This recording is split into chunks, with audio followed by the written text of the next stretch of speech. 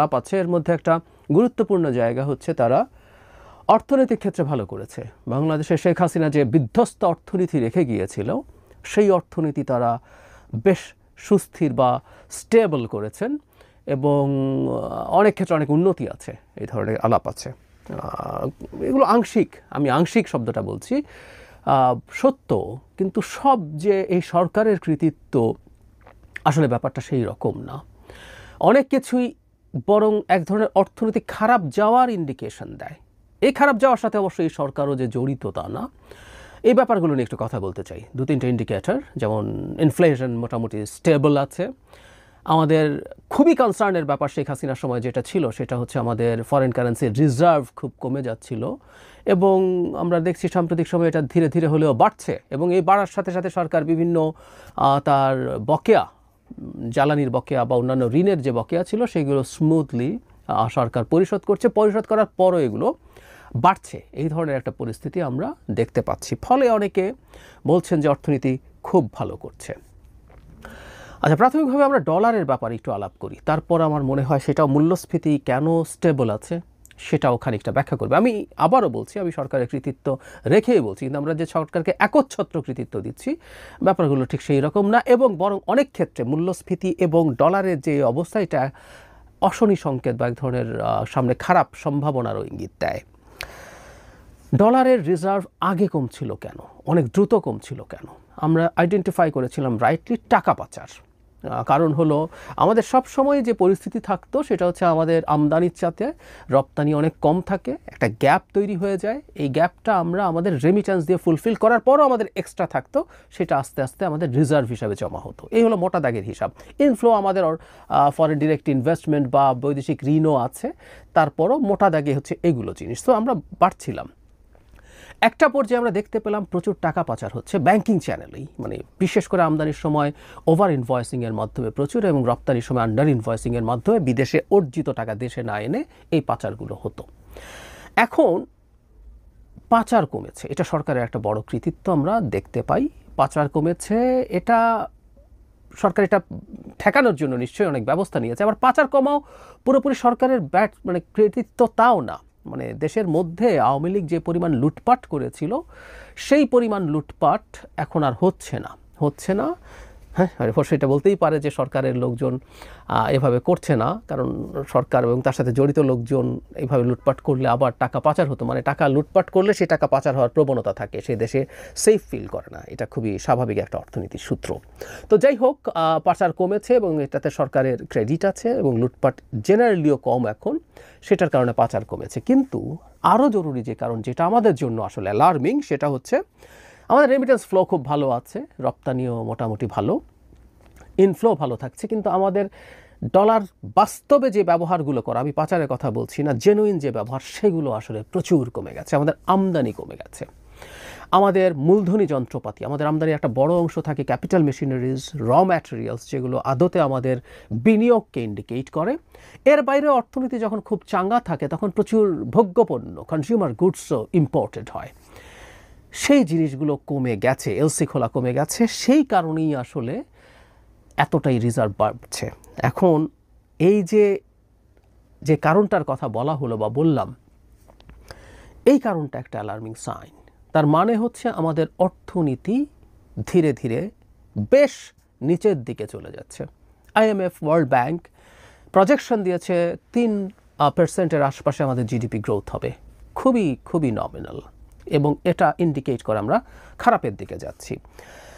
দেশে বিনিয়োগের পরিবেশ আসলে খুব ভালো না। আমাদের গ্যাসের ক্রাইসিস আছে, বিদ্যুতের ক্রাইসিস আছে, ব্যাংকের ঋণ এখন বেশ উঁচু। ব্যাংক ঋণের আমাদের ওইটা ভেঙে দেওয়া দরকার ছিল। শেখ হাসিনা ঘাট ধরে 9-6 ব্যাংক ঋণ করে ফেলেছিলেন, সেটা বাদ দিয়ে এখন মোটামুটি ছাড় দেয়া হয়েছে, কিন্তু সেটাও বেশ উঁচু জায়গায় স্থির আছে। এখন পরিস্থিতিটা এই জায়গায় দাঁড়ালো যে এই টাকা দিয়ে ইনভেস্ট করব বা এখন করব কিনা।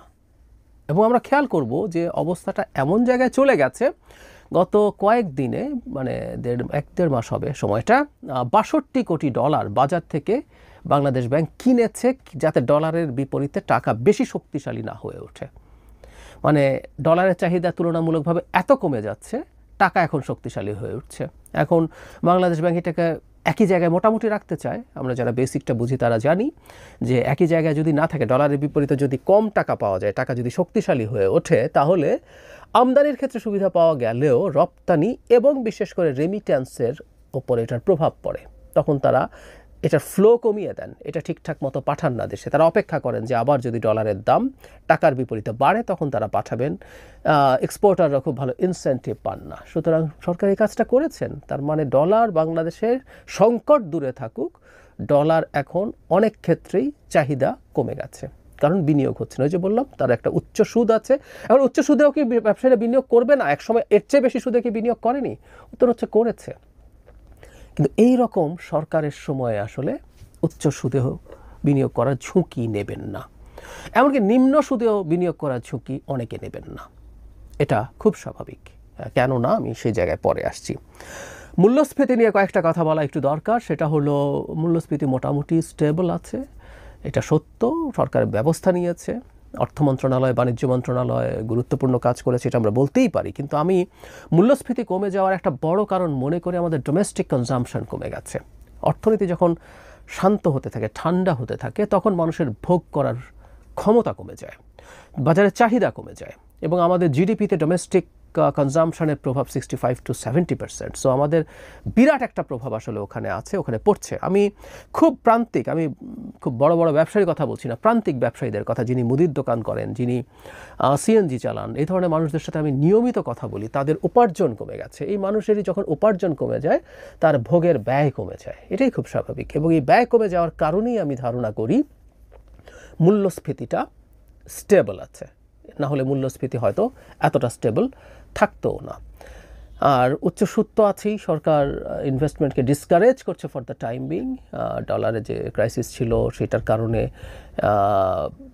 বাংলাদেশ আইএমএফের কাছে যখন ঋণ নিতে গেছে, আইএমএফের অনেকগুলো শর্ত ছিল, তার মধ্যে এটাও একটা গুরুত্বপূর্ণ শর্ত ছিল। সুতরাং অনেক অনেক ভালো কিছু করেই যে এটা হয়েছে সত্য না। ব্যাংক খাত সম্পর্কে যেটা খুব ডিজাস্টারের দিকে যাচ্ছিল, নতুন গভর্নর যিনি অন্তর্বর্তীকালীন সরকারের সময় নিযুক্ত হয়েছেন, তিনি খুব ভালো কাজ করেছেন। কিন্তু বাংলাদেশে এখনও অনেক ব্যাংকে অনেক লুটপাট হচ্ছে। আমাদের পরিচিত ব্যাংকাররা আছেন, আমরা জানি পার্সোনালি, অনেক অনেক ডিরেক্টর, ওনাররা এখনও প্রচুর টাকা বেনামে ব্যাংক থেকে বের করছেন। বাংলাদেশ ব্যাংকের নজর এড়িয়ে কোনো চুরি আসলে হতে পারে না। সুতরাং এখনও যে এখানে খুব ভালো কাজ হয়েছে আমি ব্যক্তিগতভাবে মনে করি না। ভালো হয়েছে, কিন্তু এখনও আরও ভালো হওয়ার সুযোগ আছে। অবশ্যই তিনি অত্যন্ত ক্যাপেবল এবং সৎ একজন মানুষ, গভর্নর, কিন্তু তার এই জায়গাগুলোতে আরও সতর্ক হতে হবে। আমি একদম ফার্স্ট হ্যান্ড ইনফরমেশন জেনে বলছি। প্রচুর মানুষ, পরিচিত মানুষজন, বন্ধুবান্ধব, রিলেটিভস ব্যাংকে কাজ করেন, সে কারণেই বলছি। ফাইনালি যে কথাটা আগে বলছিলাম, ইনভেস্টমেন্ট এই ধরনের সরকারের সময় আসলে হয় না, হবে না, কোনো সুযোগ নাই। সরকার অসাধারণভাবে যদি দেশও চালাতো, এই সরকার খুব অসাধারণভাবে দেশ চালায়নি, কিন্তু যদি চালাতো, তাত্ত্বিকভাবে ধরে নিচ্ছি, তারপরও হয় না, কারণ আনসার্টেনিটি। একটা আনসার্টেন এনভায়রনমেন্টে ইনভেস্টাররা ইনভেস্ট করে না, এটা খুব স্বাভাবিক। বাংলাদেশ এখন ভীষণ আনসার্টেনিটির মধ্যে আছে। ফেব্রুয়ারিতে নির্বাচন হবে কি না এটা বলার সাথে সাথে জামায়াত মাঠে নেমে গেছে, এনসিপি মাঠে নেমে গেছে, কিছু ইন্টেলেকচুয়াল, পাবলিক ইন্টেলেকচুয়াল অন্তত খুব সিগনিফিক্যান্ট একজনও এই নির্বাচনের বিরুদ্ধে কঠোরভাবে নেমেছেন। তো যিনি ব্যবসা করেন তিনি নতুন যারা অলরেডি ব্যবসা আছে তিনি নতুন ইনভেস্টমেন্ট করবেন না, তিনি ব্যবসা তার বাড়াবেন না, এটাই নিয়ম। আর যিনি ব্যবসা করার পরিকল্পনা করছিলেন তিনি সহসা এগুলো করবেন না। আর যিনি বিদেশি বিনিয়োগ করবেন, যেসব বিদেশি বাংলাদেশে বিনিয়োগ করবেন, আমরা ফরেন ডিরেক্ট ইনভেস্টমেন্ট বা এফডিআই বলি, সেটা হওয়ার তো কোনো কারণই নাই। আপনি ইনভেস্টমেন্ট সাবমিট করতে পারেন, প্রেজেন্টেশন দিতে পারেন, but the investors are not stupids. আর সব যদি ঠিকও থাকে, জ্বালানি আছে, বিদ্যুৎ আছে, গ্যাস আছে, আমরা সব দিতে পারছি, আমাদের কারেন্সি খুবই স্টেবল আছে, সব কিছুর পরও এই ধরনের সরকার, কারণ সরকারটাই আনস্টেবল। ব্যবসার প্রধান প্রয়োজন হচ্ছে স্থিতিশীলতা, সব কিছুতে স্থিতিশীলতা, এমনকি খারাপ হলেও সেটা স্থিতিশীলতা। আওয়ামী লীগের খারাপ সময়েও মানুষ জানতো যে না এই সরকার আছে, তারা তারপর ওই খারাপের মধ্যে কীভাবে সার্ভাইভ করা যায়, কীভাবে বিজনেস করা যায়, সেভাবে সে তার মতো করে পরিকল্পনা করেছে। সো অস্থিতিশীল পরিবেশে আসলে কোনোভাবেই ব্যবসা টিকবে না। এবং আমি একটা কথা ভবিষ্যৎবাণী করে রাখি, অর্থনীতি যথেষ্ট খারাপের দিকে যাচ্ছে। আবারও বলছি, এটা সরকারের ডিসক্রেডিট বলছি, এটা সরকারের টাইপের কারণে হচ্ছে, এটা হবেই, শ্রেষ্ঠতম অন্তর্বর্তী সরকারের সময়ও হবে। কিন্তু যদি ফেব্রুয়ারির নির্বাচন নিয়ে কোনো রকম আনসার্টেনিটি হয়, এই ইকোনমি নোজ ডাইভ দেবে, একদম নিচের দিকে সাঁই করে নেমে যাবে। এবং আমি মনে করি এটা একটা গুরুত্বপূর্ণ ডেটরেন্ট। এই সরকারের কারো যদি খোয়াব থাকে বিরাট লম্বা সময় থাকবো, সেটায় বাধা দেবে। কিন্তু প্রশ্ন হচ্ছে যাদের এই খোয়াব টোয়াব দেখে তারা কি আদৌ এই বেসিক অর্থনীতিগুলো বোঝে? আমি জানি না।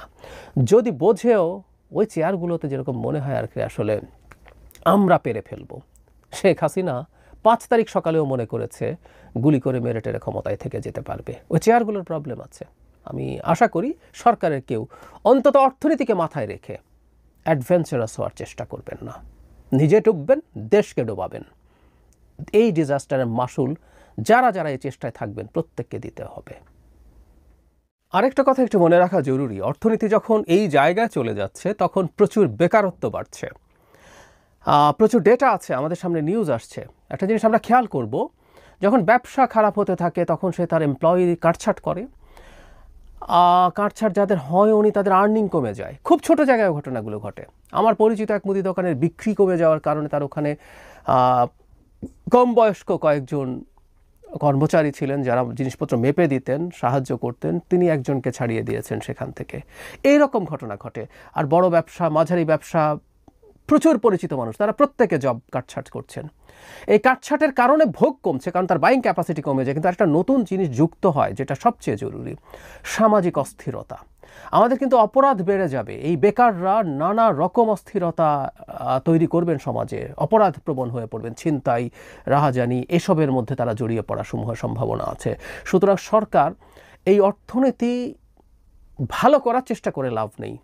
আমি আবারও বলছি, এটার সাথে নির্বাচন জড়িত। সুতরাং নির্বাচন যদি ঠিকঠাক সময়ে না হয়, শুধুমাত্র মানুষ তার অভাবের জন্য মাঠে নামবে তা না, এই সমাজে মারাত্মক অপরাধ প্রবণতা বেড়ে যাবে, যেটা এই সমাজের এমনি আমাদের আইন শৃঙ্খলা বাহিনীর অবস্থা ভালো না, আমাদের মানুষের মধ্যে নিরাপত্তা বোধ খুবই খারাপ অবস্থায় আছে। এগুলো সব তছনছ হয়ে যাবে। এবং এইরকম একটা ডিসরাপ্টেড সিচুয়েশন যদি তৈরি হয়, তখন আমরা প্রায় যেটা বলি, আওয়ামী লীগ, ভারত ঝাঁপিয়ে পড়বে এখানে আরও বিপর্যয় তৈরি করার জন্য। সুতরাং